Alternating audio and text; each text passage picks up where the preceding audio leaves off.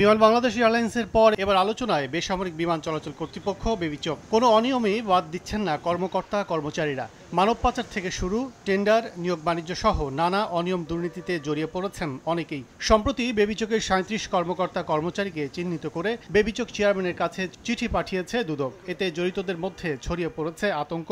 দুদক থেকে বাঁচতে বিভিন্ন দপ্তরে তদবিরের পাশাপাশি কেউ পালিয়েছেন বিদেশে। ইতোমধ্যে শত শত কোটি টাকা হাতিয়ে নেয়া অন্তত ৭ কর্মকর্তা কর্মচারী দেশ ছেড়ে গেছেন কানাডা, যুক্তরাষ্ট্রে। এমন অবস্থায় বিমানমন্ত্রী বলছেন হাস্যকর কথা। জানান, কানাডার পুলিশ দিয়ে ধরা হবে পলাতকদের।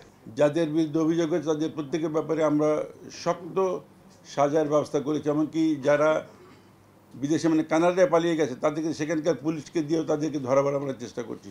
সুতরাং যদি কেউ আইনের বিরুদ্ধে কাজ করে তার বিরুদ্ধে ব্যবস্থা নেওয়া হবে।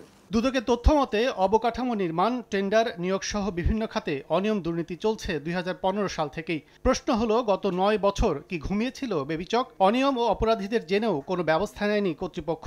খাত সংশ্লিষ্টদের মত, দায় এড়াতে পারেন না ঊর্ধ্বতনরাও।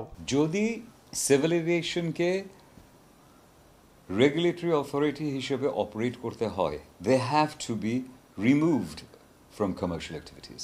Commercial activity in that sense না হলেও যদি এয়ারপোর্টগুলোকে আলাদা করে দেন এয়ারপোর্ট অথরিটি করে, তাহলে তখন তারা সেটা করবে এবং সিভিল এভিয়েশন তখন তার রেগুলেটরি অথরিটি ফাংশনটা আমি মনে করি সুষ্ঠুভাবে করতে পারবে। দুদকের নোটিশ অনুযায়ী ২০১৫-১৬ ও ২০১৬-১৭ অর্থ বছরে বেবিচকে কি কি প্রকল্পের কাজ হয়েছে তার তালিকা, এই ২ অর্থ বছরে কেনাকাটা খাতে কত টাকা ব্যয় হয়েছে তার বিস্তারিত বিবরণ, একই সময়ে নির্মাণ ও সংস্কার খাতে কত ব্যয় হয়েছে, আইটি খাতে কত বরাদ্দ ছিল এবং কি কি কাজ হয়েছে তার বিস্তারিত জানতে চেয়েছে দুদক।